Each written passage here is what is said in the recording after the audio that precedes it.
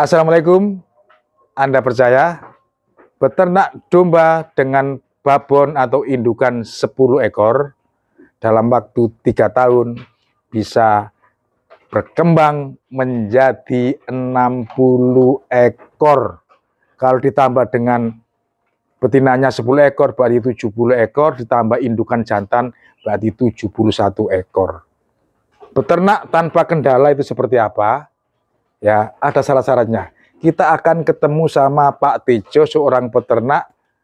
Kita akan gali pengalamannya, sejauh mana dia bisa menekan kegagalan dan sukses dalam beternak domba. Nomor teleponnya di sini. Anda bisa tanya-tanya atau nempel-nempel dombanya juga boleh. Tonton terus videonya sampai selesai. Assalamualaikum Pak Tejo. Waalaikumsalam warahmatullahi wabarakatuh. Sehat hari ini ya? Alhamdulillah. Pak Tejo ini kalau di kampus dipanggil Pak Tejo, kalau di tengah-tengah masyarakat dikenal dengan Pak Matejo. Luar biasa ini. Pak Tejo kita aja ya. Alamatnya di desa mana ini Pak? Mojosongo. Kelurahan Pekukuan, Kecamatan Mojosari, Mojokerto. Gampang ya, dari Mojosari ke arah Mojokerto. Pokoknya apa, sentra bebek Motopuro. Sip. Kita tidak bahas bebek Pak, kita bahas sharing-sharing ilmu pengalaman yang telah Anda alami sehingga dianggap sukses lah dalam beternak domba ini. Bagaimana beternak domba itu kendalanya tidak terlalu banyak, terus tapi sukses dan beranak pinak menjadi wakeh. Gimana Pak? Kalau kita mau beternak domba atau kambing atau apapun lah, yang nomor satu itu adalah kita harus punya bang pakan. Sebelum kita beternak, mulai beternak, tanamlah bang pakan dulu. Begitu. Ini bicara untuk pemula ya. Untuk pemula. Belum pernah beternak sama sekali ya. Jadi paling enggak kan nanti untuk berkelanjutannya itu. Setelah bang pakan itu kita tanam ya, kira-kira umur 10 hari kita kan bikin kandang. Langkah kedua itu bikin kandang kira-kira 2 minggu. Itu kita ngomong skala kecil ya. 5 ekor sampai 10 ekor.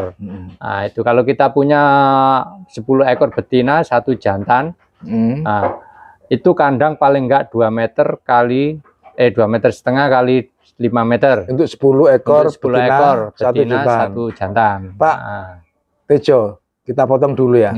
Bang pakan tadi itu maksudnya nanam apa? Nanam pohon apa nanam rumput atau apa itu? Ini sebagai contoh di tempat saya ya. Saya itu ada bang pakan namanya odot, rumput odot, pakcong, sama indigo vera. Nah, kalau sampean misalkan ada yang potensi sekarang lagi umumnya gamal sama telo Papua, monggo ditambah. Nah, itu akan lebih baik. Begitu ya, itu bang pakan. Oke, lanjut tentang berapa besar kandang yang dibutuhkan untuk domba 11 ekor. Tadi sudah saya sebutkan ukurannya untuk koloni 10 ekor betina dan 1 ekor jantan 2,5 meter kali 5 meter. Itu untuk domba sejumlah itu. Nah, itu. Terus kandangnya seperti apa Pak Tejo? Untuk ketinggiannya ya, saya bahas dulu ketinggiannya ya, dari tanah ke apa namanya, geladaknya, panggung maksudnya, panggungnya ya geladakannya itu kira-kira kalau di tempat saya itu 120 cm atau 1,20 meter ya, idealnya itu karena untuk menghindari nanti amoniaknya itu biar nggak terhirup secara langsung, masih ada space angin untuk menerbangkan, membuang gitu ya, membuang itu. Amoniak itu berasal dari amonia itu dari urin atau air kencing dari kohe. Itu nanti bisa menyebabkan dombanya itu enggak gemuk-gemuk, enggak sehat. Berarti idealnya geladakannya dari tanah, kemudian ketinggiannya 120. Geladakannya seperti apa? Kalau sampean misalkan gini ya, ternak pemula semuanya teman-teman ya, pakai kayu. Kalau pakai kayu itu kira-kira ya kayu ukuran 35 atau 46. Nah, itu Kasu-kasu itu. Jaraknya itu kira-kira lubangnya itu segini. Celah-celahnya 1,5 cm ya, atau sebesar serintil lah. Nah, kalau sampai misalkan punya uang modal, nah ini kayak selat di sini nih. Ini selat. Nah, ini selat ini yang warna hijau ini ya. Sampai bisa pakai ini ya. Nah, ini kalau di Shopee biasanya ada. Tidak saya sebutkan mereknya nanti gitu ya. Oke, itu tentang lantai ya. Lantai. Biar serintilnya bisa turun ke bawah. Nah, betul, Pak. Nah, terus apa lagi yang harus dipikirkan? Nah, terus gini, kandang itu kan biasanya kalau apa namanya palungannya juga gitu. Jarak palungannya itu biasanya berapa ini? Sekitar 20 cm yang di bawah ya, di atasnya ini sekitar 40 cm. Jadi biar kakinya nggak masuk. Begitu. Nah, setinggi inilah. Sedada. Dada ini. Jadi masuknya gitu. Gitu. Terus lebarnya sekitar 60 cm. Ini ya. Itu untuk rumput biasanya pemula-pemula senang pakai rumput. Nah, biar nggak tumpah. Itu aja. Ada palungannya. Ada palungannya. Ya. Terus kandang sudah. Kandang sudah. Terus apa lagi?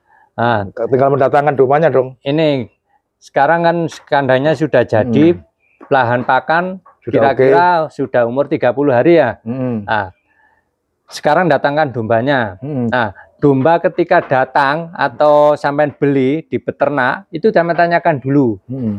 Sudah divaksin, kasih vitamin apa belum? Kalau sudah, syukur-syukur alhamdulillah. Berarti ketika datang sudah sehat semuanya. Melanjutkan saja. Tinggal sampean melanjutkan saja teman-teman. Jadi nanti sampean bisa, kalau dombanya itu bulunya tebal, belum dicukur, sampean bisa cukur, bisa mandikan atau potong kuku.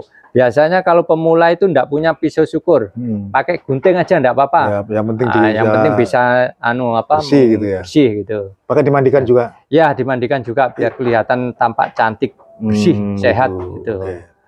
Oke, sudah masuk ke kandang. Nah, sekarang pemeliharaan tentang pakan dulu. Oke. Pemberian pakannya gimana? Pemberian pakan itu bisa 2 kali ya. Kalau di tempat saya ini sebagai contoh aja, di tempat saya ini pagi jam 7 atau jam 8, nanti sorenya jam 4. Tuh, jadi cuman 2 kali. 2 kali aja. 2 kali aja. Ya, pakan pacong itu, pakan rumput pacong rumput itu gitu. sama odot sama Indogevera saya chopper. Gitu ya. Itu kebetulan ada silase ya. Banyak karena stoknya banyak, saya silase pagi pakan seperti itu, sore rumput segar. Oh, gitu. Setelah di koloni itu akhirnya kan bunting. Nah, apakah domba bunting itu ada perlakuan khusus? Betul, pakan Pak. Termasuk apa gitu? Betul. Kalau di tempat saya itu yang bunting-bunting, kebetulan saya punya kandang laktasi ya. Kalau mungkin teman-teman bukan hanya cuma 1 kotak, itu paling enggak pakannya itu sampai tambah konsentrat. Dikasih berapa banyak selain rumput? Sekitar dari bobot domba itu 3%-nya saja. 3%-nya ya. Kira-kira kalau bobotnya 25 sampai 30 kilo itu 1 gegem gini loh. Begitu. Itu pagi, nanti sorenya juga 1 gegem. Itu mempengaruhi dari itu dicampur sama suket yang dicopper tadi, itu rumput yang dicopper tadi apa? Enggak. Jadi konsentrat itu nanti biar bereaksi kasih pakan dulu, kira-kira 5 menit sudah selesai semua, sudah habis semua, baru kasih pakan hijauan. Gitu. Nah, itu mempengaruhi terhadap janinnya ya. Betul. Nanti bisa perkembangannya bisa bagus gitu. Berarti bisa sehat. Perawatan seperti itu akan menekan kendala-kendala seperti penyakit, seperti keguguran, seperti segala macam itu ya. Itu meminimais. Jadi artinya itu nanti bisa mengurangi risiko-risiko yang ditimbulkan ketika melahirkan. Jadi kuat.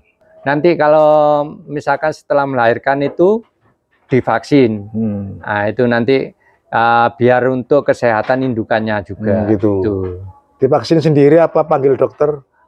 Kalau pemula biasanya itu awam ya dengan hal kayak gitu, itu lebih baik panggil ahlinya aja, Pak Mantri atau dokter hewan di sekitar rumah itu. Itu bisa menekan kendala dan rintangan-rintangan ya. Betul Pak. Karena itu sangat mempengaruhi dari apa namanya, proses breeding kita nanti keberhasilannya ada di situ, salah satunya itu. Oke.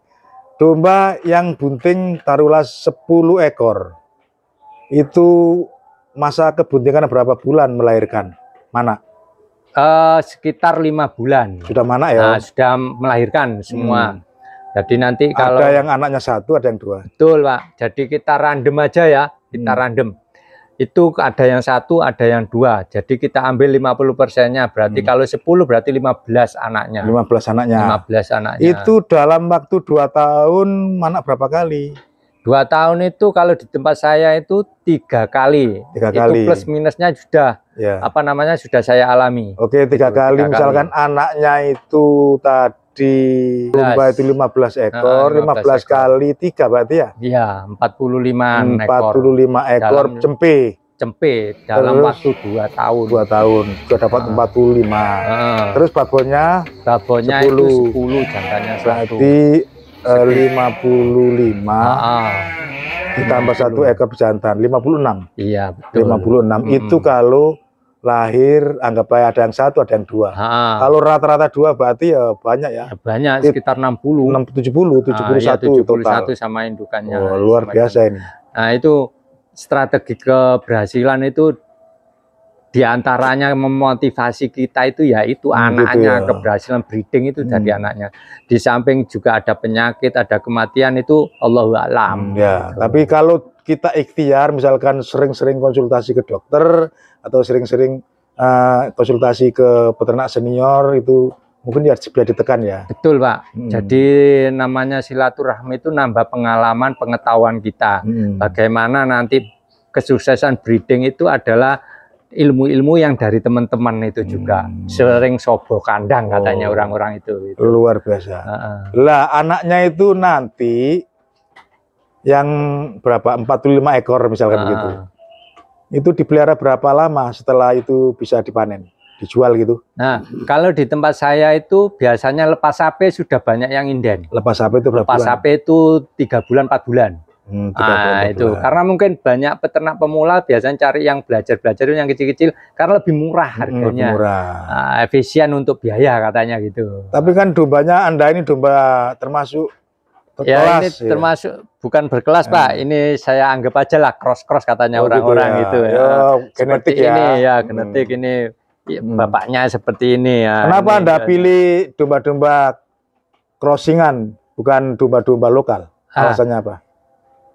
Orang kerja itu kan pengen biayanya sedikit hasilnya banyak toh Pak. Gitu. Nah ini kalau crossingan itu saya sukanya itu lebih cepat tumbuh. Gitu. Makanannya sama dengan lokal tapi tumbuhnya lebih besar, lebih cepat. Taruhlah lokal itu makannya sama-sama 1 kilo. Betul.